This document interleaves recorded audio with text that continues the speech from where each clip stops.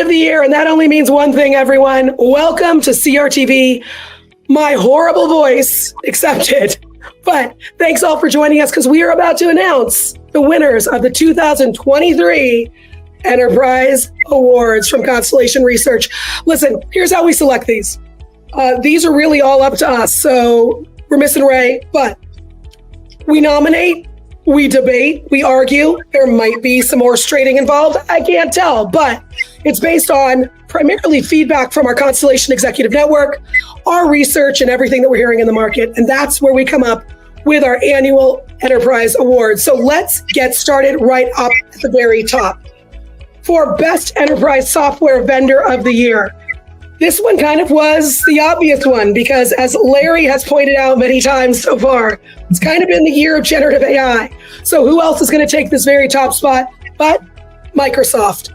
From there, it could have been a really rocky start for Microsoft. I mean, you start the year with a massive outage, and then you follow it up by going from worst to first in the AI race with a massive investment into OpenAI. Dion, why did Microsoft take this top spot? Well, they just had a stellar year overall in terms of delivery. Azure continued to grow. Their growth rate is actually on track to overtake Amazon in the cloud in 5 years, if all the numbers stay the same. So really solid delivery all the way around. They made the right bet back in the day on OpenAI, and then they doubled down on that in a big way this year. Then Copilot came out saying that this is the new UI. It's the fifth major transformation in computing is the shift to artificial intelligence enablement and assistance, and it's the new substrate for computing. And they delivered on that with aplomb, I thought, along with all their core business. They deserve to win, I think, head and shoulders. I think they have to work on their board governance on their investments, but that's a different topic for another one. That's a completely other topic. But listen, it was actually a pretty, Microsoft, I think, dominated certainly the headline, certainly everything we've been talking about, everything from Azure, generative AI, Copilots. But Doug, you actually made a really strong case for a much smaller player. Tell us about your runner-up. Yeah, my world is data decisions. So I was really impressed this year with Databricks. It's really a company whose time has come. It's been all about machine learning and AI for 10 years since its beginning in 2013. And it was really ready for this Gen AI moment. It had real customers at its show doing real AI in production. They're not just talking about previews that are going to come in a year. They were showing, SQL generation in their environment and other types of Gen AI. Their customers were talking about real production deployments. And, back when it was founded in 2013, it was really forward-looking. It wanted a multi-cloud platform for data and analytics. It stuck to that vision, even though, folks were telling them, big enterprises are going to want to do all this on premises. It saw that, the scalability of the cloud was crucial.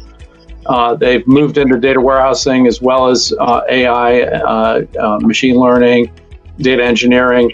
And they had some great acquisitions this year. Mosaic ML, Arceon for change data capture, more streaming environments, low latency data needs. So a smaller vendor, not at the stature and size of a Microsoft, but doing the right things for data scientists and those interested in advancing AI and machine learning.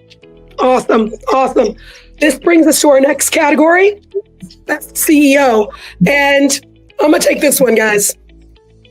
Shantanu Narayen, CEO of Adobe, takes this spot this year. Again, we're going on a theme here, Doug. Not the biggest company out there, but Shantanu has really been steering Adobe into a very strong direction. He's had quarter after quarter, double-digit growth.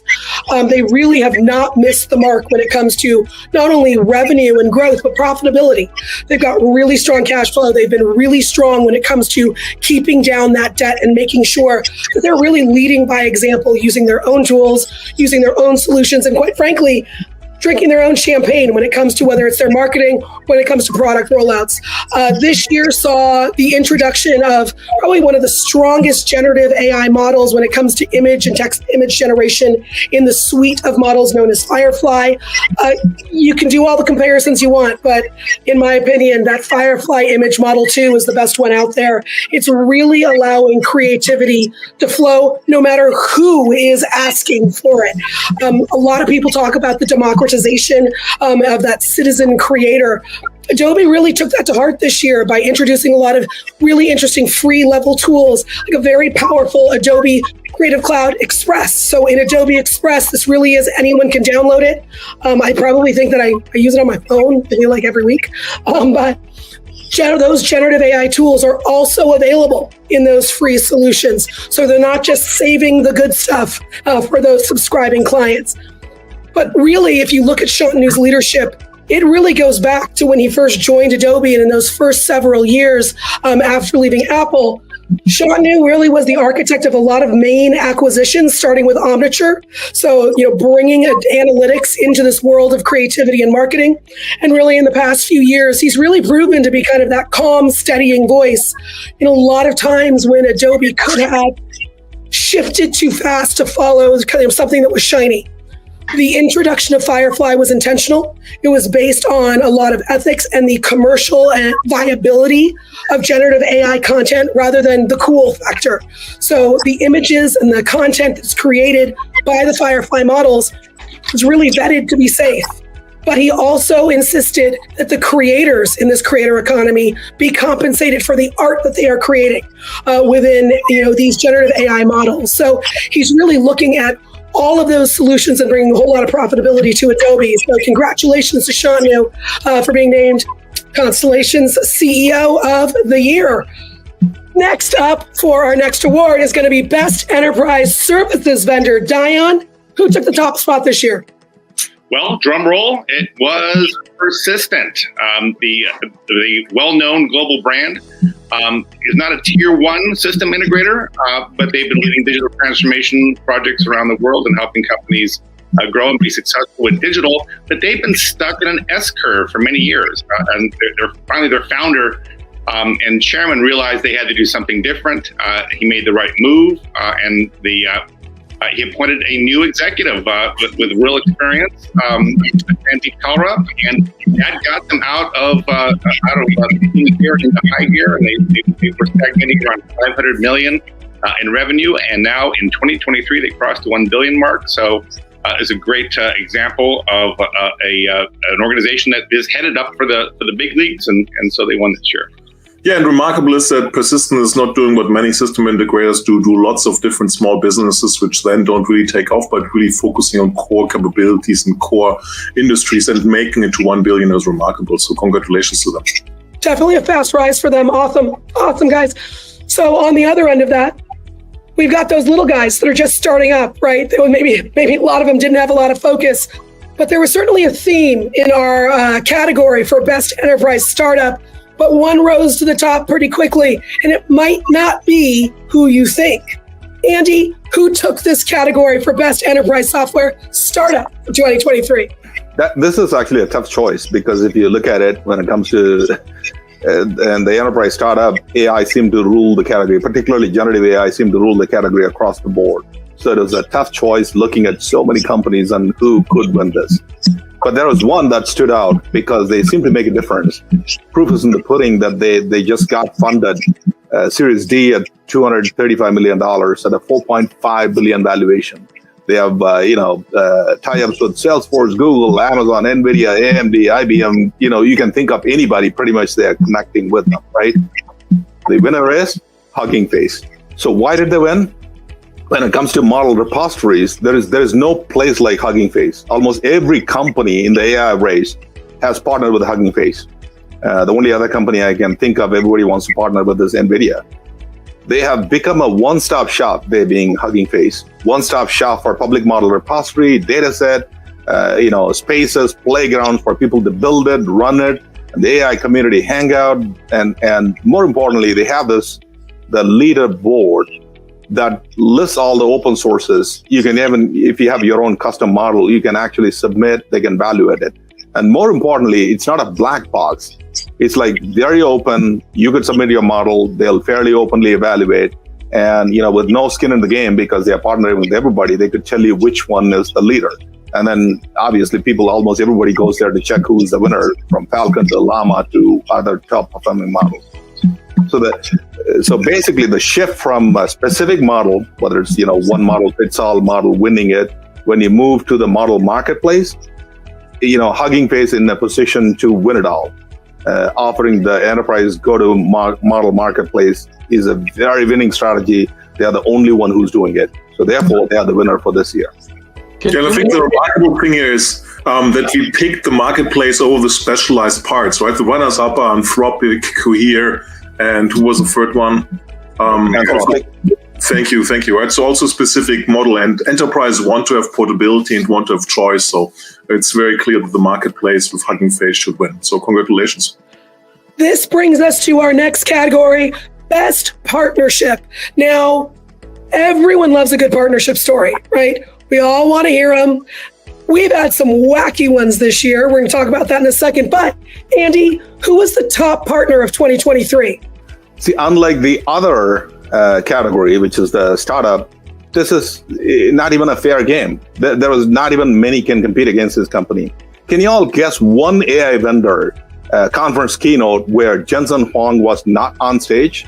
There it is. He was, when I think of him, I think of that movie. He is everything, everywhere, all at once when it comes to AI. NVIDIA has pretty much partnered with everyone that can even spell AI. Companies like AWS, Microsoft, Google, Hugging Face, Databricks, Snowflake, I can go on and on. Jensen and his well-traveled leather jacket, as they call it, were on stage at almost every conference, most times live, sometimes, multiple times in the same week. Regardless of who wins the AI war, NVIDIA is going to win it. Aside from the big partnerships, the company has done a great job of building a broad ecosystem for developers to leverage. So that's why other chip makers are struggling to break into the market. Huang was a runner-up for best CEO for a simple reason. He's much better partner and ecosystem creator. And he's a great storyteller. If you want to win the AI arms race, you must partner with NVIDIA. So they are my partner of the year this year. And the interesting thing is they come back from a near-death experience because 4 or 5 years ago, investors were not happy with them because no single cloud vendor was using their chips. And now every cloud vendor is using their chips, is fueling a big part of their growth. So, and not just from the GPU, which was dead, right? They're the only graphic cards vendor, but also from the people shunned out from the cloud, only being on-premise data centers where nobody was doing AI 5 years ago. What a remarkable second turnaround. Don't go anywhere quite yet, because there's a really weird coupling here that I want you to talk about. If we could add a whole new category, weirdest partnership of 2023. Who would that go to? There's a new bromance happening in Redmond where a certain tech CEO, for the first time, despite being over 70 years, made it for the first time to Microsoft. And we're talking about Oracle and Microsoft. Larry Ellison making the trip to Redmond to announce something which is unheard of in the cloud space, which is proprietary Oracle machine. The Oracle Exadata machine is going to be physically inside of the Azure network, can be seamlessly provisioned out of the Azure console. A customer might not even know that they're running on an Oracle machine. And why is all of that? Because of latency. And that's kind of like a hallmark important data point for everything that's doing latency in the AI world, because it's a year of AI trying to connect between networks. If for BI reasons, for data access reasons, you have to be in the same physical network, probably you have to be there for AI processes as well. Congratulations to Microsoft and Oracle to do the right thing for their customers. Gotta say, guys, this was probably the weirdest year for tech acquisitions in that there weren't any. There weren't any. There were there's a big one, and there'd be some middle ones, and then there'd be a medium-sized one. But it wasn't this blockbuster year like we've seen in the past, where everyone had money to burn. So when we really sat down to think about what was the best tech acquisition, we kind of got stuck. But there was one that actually started to bubble up to the top, because it makes a whole lot of sense when you start to think about what work and collaboration is going to look like a year from now, 2 years from now. And that's the acquisition of Loom by Atlassian. Loom is a video collaboration darling. It is actually described as, by younger generations, I'm going to go make a Loom. Like, this is just how, especially our younger workers, want to not only collaborate, but communicate and share their insights with their other team members, higher up the ranks and across the board. So Diane, come back in here. Let me know, what did you think about the Atlassian Loom deal? Well, I think it was really smart. Atlassian's been making all the right moves the last few years that they really grow into the tech giant that they've always wanted to be. And Loom really is the Slack of its generation. So the millennials might have loved Slack, but the Gen Z loves Loom. And bringing that video capability right into Atlassian's developer tools, it creates the kind of collaborative fabric that younger people want to have. They want to have that engagement, that connection, especially with so much more remote work and hybrid work these days.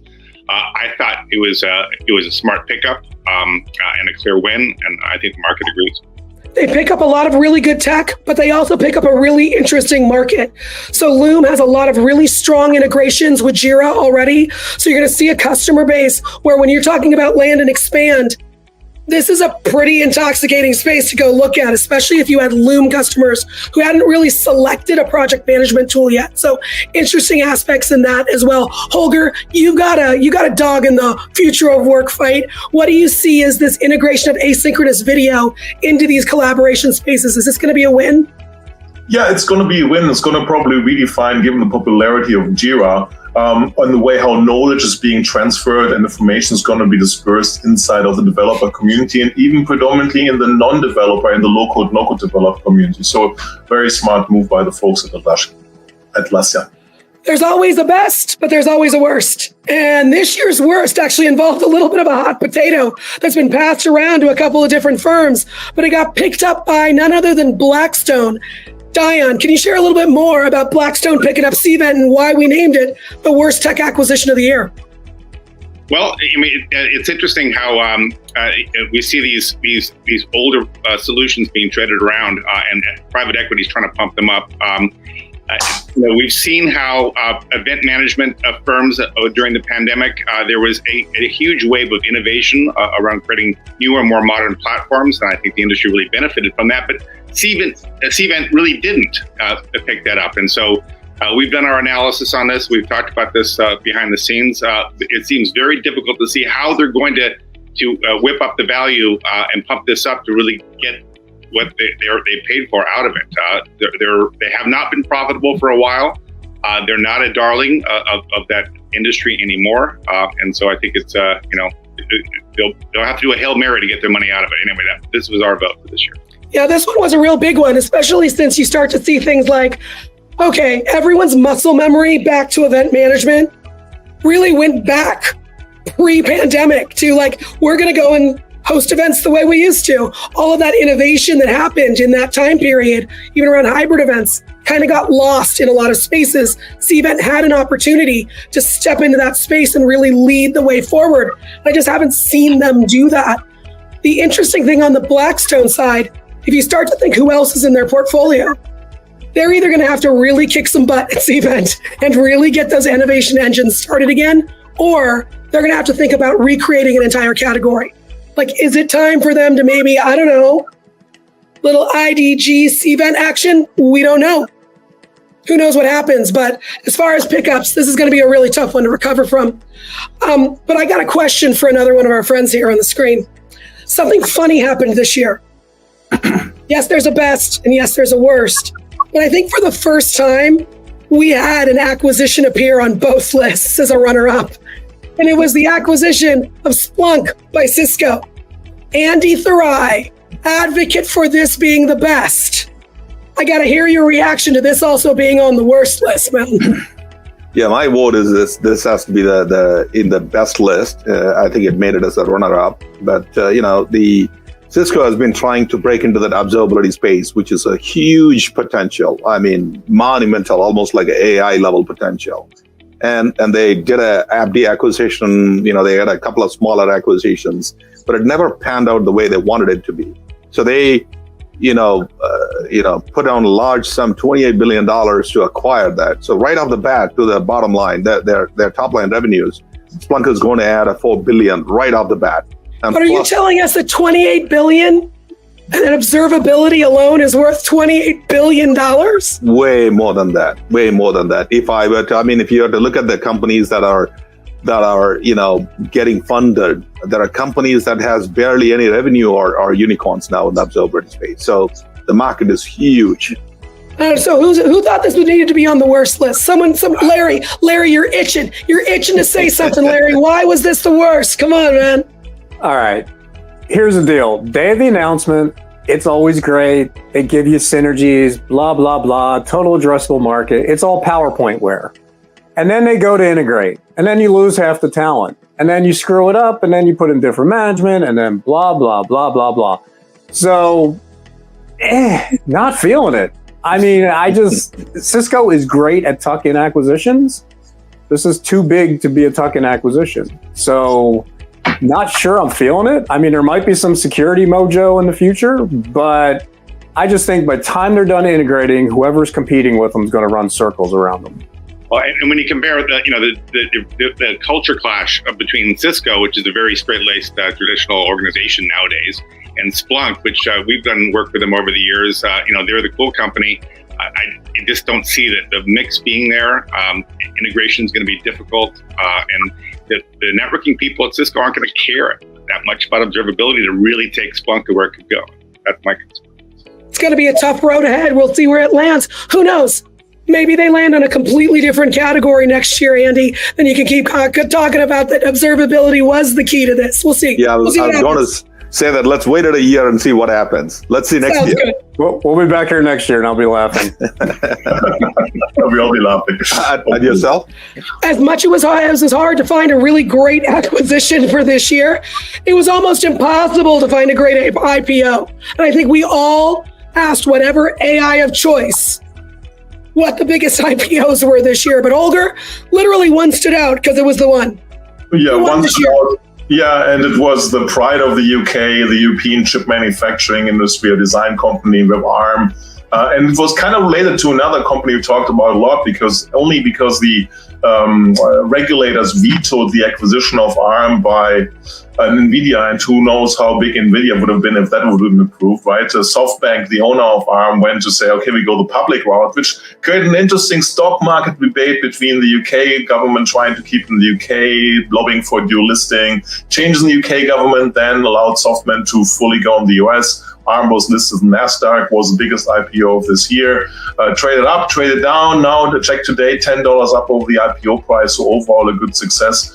Everybody's darling, everybody's licensing ARM chips. Everybody's madly trying to build ARM servers, which have not been around. And equally, ARM is entering the AI race with the AI chip, which debuted in June of this year already. So promising IPO of the year on ARM's dealer, which is pretty much to be found in every cloud, and also trying to get a back into the AI game. Congratulations to ARM to be the IPO of the year. There were so few, we literally didn't have a runner-up. It was just like, ARM. That was it for the category. Now, last year in 2022, I'm going to pat ourselves on the back a little bit, right? We picked generative AI as the best new category in 2022. And when we met in 2023 to discuss these very awards, we were all like, generative AI, it must be the best new category, forgetting that we were brilliant last year. So we went back to it. We really thought about what is going to be that next hot topic. What's going to be the big thing that everyone's starting to talk about? And it's starting to emerge. Holger, fill us in on why quantum as a service is really going to start to take off. Yeah, quantum as a service, we still have to figure out how to pronounce it. Quas, whatever, what's going to be the right thing is really the interesting thing. Would have been the big headline if Satya Nadella wouldn't have pushed generative AI on all of us in 2023. And it's really interesting because what we've seen for a long time that quantum technology is going to be the first technology platform which is not going to be consumed in the data center of a company, but it's going to be available in the public cloud. And this year, for the first time, saw commercial workloads continuously running on different cloud vendors' hardware, companies paying money to solving problems. And I had the chance to see my first quantum computer live. I had the chance to see operators for the first time doing commercial parts. This has not happened before, so this could develop in the year of quantum.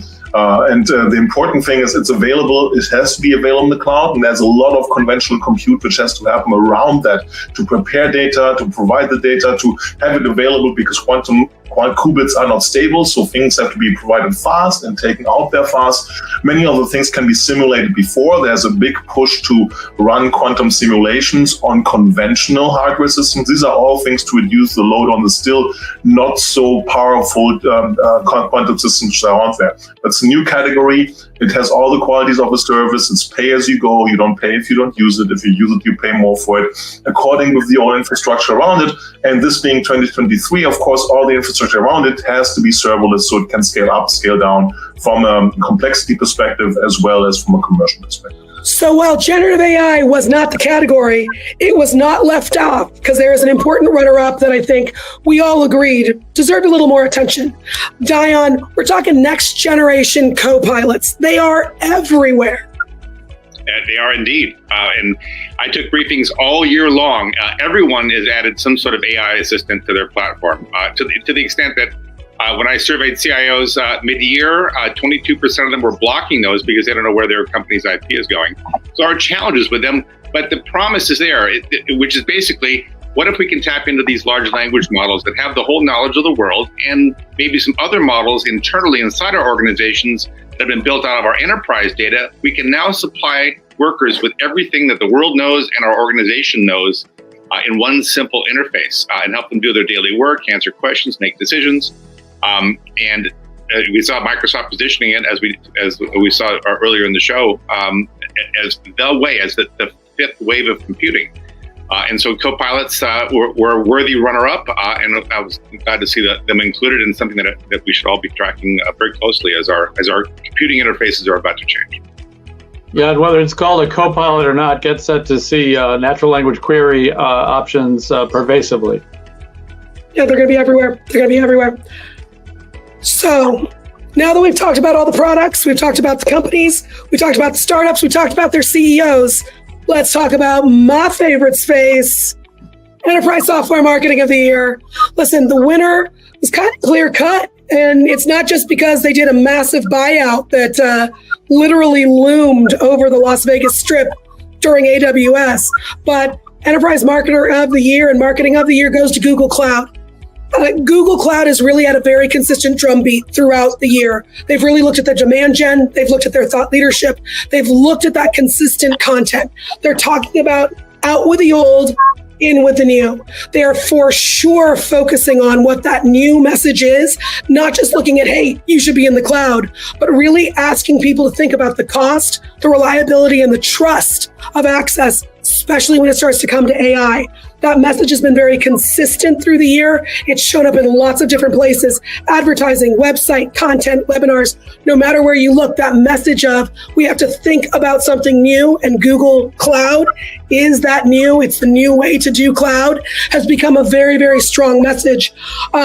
They have shown up in events, which is another critical part of that marketing strategy. I don't think many people are going to forget watching product managers actually become, stage performers, singing the elusive song of Legacy Land, wondering when they were ever going to pay off technical debt, and fearing the land of entropy. It was really a classic way to start a developer keynote. They looked for new ways to present content, new ways to show up and appear. And I think everyone really appreciated the care and feeding that went into Google Cloud Next. In fact, Dion, you mentioned that they really had a great setup where they really thought about where everyone should go and where everyone needed to be, which was an important part of that. But finally, they've been really thoughtful about their advertising, making sure that they place in the places where developers and decision makers are. And you know where they were? They were in Las Vegas during AWS. And that takeover of the Sphere with a giant Google Cloud logo looming over everything happening during reInvent, that was a stroke of genius where they were able to get paid, earned, and own off the chart. So kudos to the entire Google marketing leadership. But this really, when you have a CEO like Thomas Kurian, who is very approachable, he's, whip smart. it's kind of hard to follow that. But then you have marketing leaders, and this is really a tip of the hat to folks like Lorraine Toohill, Allison Wagenfeld, and Sarah Kennedy Ellis for really coming together with a holistic end-to-end marketing strategy for the year. Congratulations. So there's marketing, and then there's advertising. So, Doug, there was a standout when it came to best software ad campaign of the year. And it's one that, listen, Doug, I think you're a rock star, but what does Workday have to think about that? Yeah, they really took on the corporate bro culture with the Workday Rockstar campaign. Seems like it's quite old now, but it debuted at Super Bowl 2023. It's been running all year. I've seen a lot of it, saw it at the Workday Rising event. And we get to see real rock stars like Ozzy Osbourne and Joan Jett and Billy Idol pointing out that closing a deal or making quota or even beating your champion ad campaign does not make you a rock star. So stop calling each other rock stars. I have to say, it was one of my favorites. Yeah, I remembered it. It got me laughing.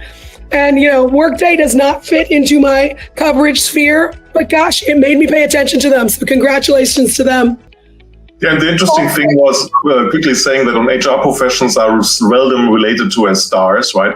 And it changed the self-esteem of a whole job function, right? Not always in a serious way, sometimes self-deprecating but humorous way, started the conversation and really made a number of HR professionals feel a little bit better about themselves, which hasn't happened in a long time. That's awesome. That's awesome. Now, also in the category of things that fall into the world of marketing, live events. We didn't have a ton of them. This was a year everyone stopped saying, and we're finally back. I was really glad to hear that banished from almost every keynote. But one event stood out. In fact, y'all, it was like the no-brainer. Everyone's like, oh, well, it's just this one. It's just this. Okay, so you all go for it, because 4 of you were there. What was the best event this year? Diane, why don't you kick us off?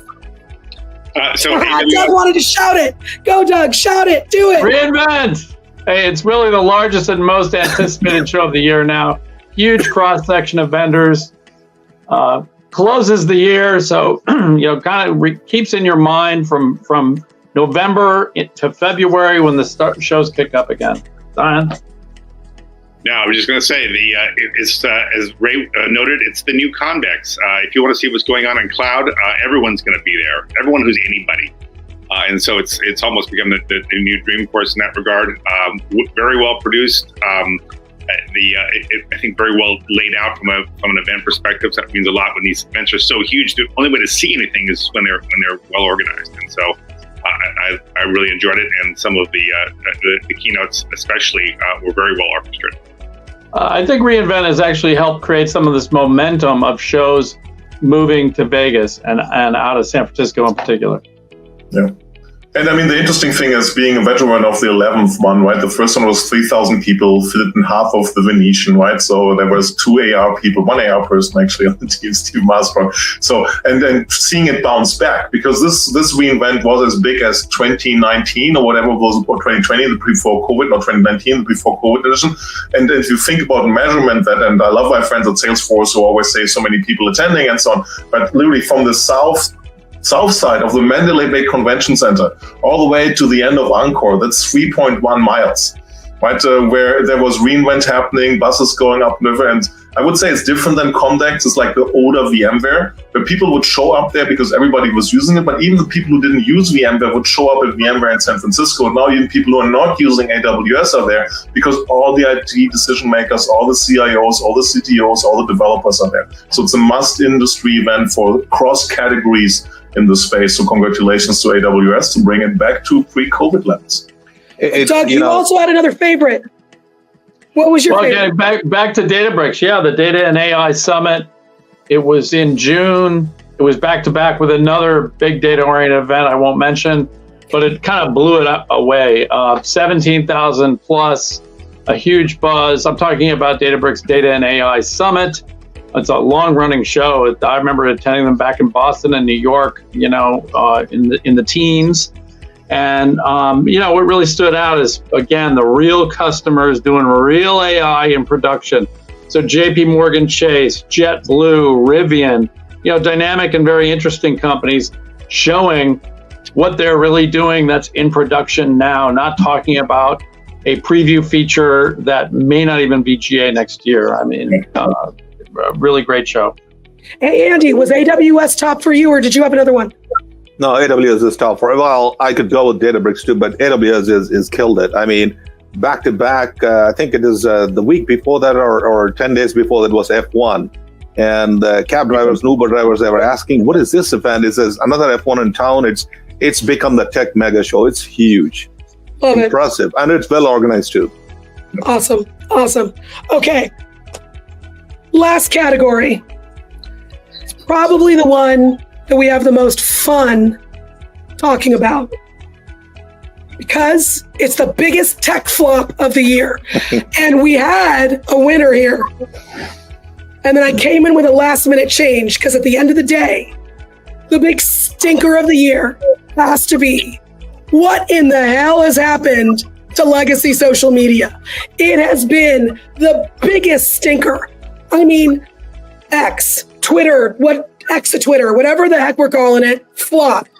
Instagram, Facebook, Threads, flop.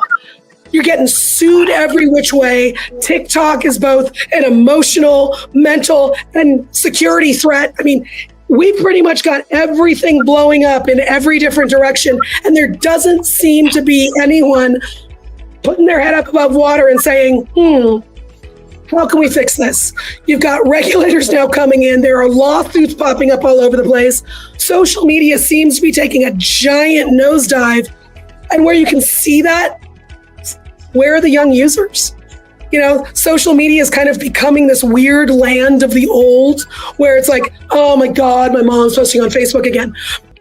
No one wants to, go in and get their news from Threads. You're starting to see some journalists post there, but it was never going to be the Twitter replacement when the main people posting news on Instagram were the same influencers talking about what vacation they just went on. X is a lost cause, it seems like. Not only are they losing users, but they're losing revenue. They're down anywhere between 55 and 75% of revenue in a year. No one seems to want the everything app, yet that's what Elon Musk wants to deliver. And the appointment of Linda Yaccarino did not save this ship. So, everyone, what in the heck happened to social media last year? I don't know. I'm seeing the young people on TikTok a lot. Are you seeing the kids on the TikTok, Doug? Yeah, well, it's definitely hit middle age, and that's never a good sign for technology. But I will say it's giving the second tier platforms like Blue Sky and Mastodon a chance to prove that there's a better way. I don't really see it happening, but they definitely a big fail this year. I think everything's just splintering apart. So when you look at like the Twitter rivals, they're all sort of these decentralized enclaves. Your TikTok experience totally depends on the algorithm. There are people that have a great experience because they stick to books and dogs. And there are people who go down a slightly dark path and just do a search, and then the algorithm adjusts you in 2 hours and you are in this black pit of hell. And I just think people are kind of catching on to it. Now, I think they'll be still big as media platforms and all that, but I think it's almost become, remember, we just got to that point where too many cable channels, right? And then there were too many streaming channels. And I think that's what's happened with legacy social media. There's no community anymore because everything's split up into its own little filter bubble. And I just don't think it adds up over time. 57 channels of social and nothing going. Nothing to reality. Let me give you guys the alternate view, right? I mean, yes, social media is in trouble, but what is social media really business about? It's about advertisement, right? And advertising spend is down, not because social media is down, because companies are trying to save a dime.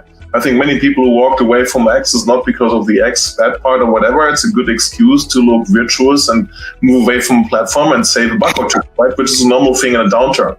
So I think that is hurting the whole industry. But as much as I don't even have a Facebook account, as much as people say Facebook is old, Facebook is still the giant gorilla in advertising revenue. And we know the old rules of enterprise software apply to consumer goods software too. If they keep the advertising revenue on their platform, they're going to do well. And they will then innovate. And maybe it's Meta and maybe it's something else which will will come out of them, right? As long as people pay for advertising on Facebook, Facebook's going to be there, and everybody else wants to be like Facebook. Yeah, well, I think that's going to be the issue. It's when does something lose mind share versus when they actually lose revenue share. Like AOL and Yahoo still have big ad businesses. Exactly. So it's all about but well, I think the proof starts to show up in the pudding of how they're going to change as a company. I think Snap is a really good example of that, right? The majority of Snap's revenue absolutely coming from advertising, but they've created giant content creation businesses that have created AR and VR technology that they're now licensing as separate. So you've got these really cool AR capabilities that organizations can now use for other aspects outside of advertising. So I think you're going to have to see these organizations and these solutions start to evolve. Facebook's fail certainly didn't show up in advertising, but their investment into painting the metaverse's door blue was a massive flop, right? Now, does that mean the metaverse isn't going to happen because Mark Zuckerberg isn't the greeter? No, of course it's going to happen. They're going to have a door. It'll be painted blue. It's not going to be the only door, but it'll be there. They've got to realign where all that spend went. So while their advertising dollars are really strong, their profit wasn't really strong. Their stock started to falter.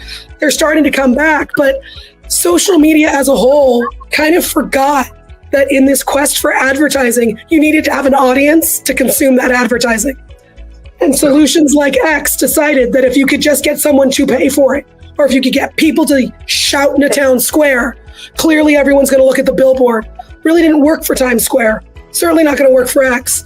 But we're going to see how this shakes out, because I think to Doug's point when we were discussing this is really about the legacy players.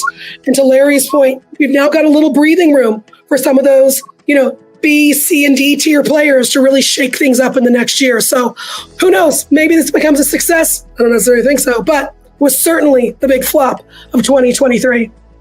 And with that brings all of this to a close. On behalf of all of us here at Constellation Research, congratulations to all the winners. Okay, maybe not congratulations to the flops. We're not going to, let's congratulations to everyone. Yeah, let's congratulate Threads. Yeah, that's right. Congratulations, Facebook. Prize the prize. Congratulations. We're top We're of the going to bar. be back next year with more thoughts, but congratulations to all the winners. Keep innovating, keep disrupting. And from all of us here at Constellation, great holidays. Happy holidays.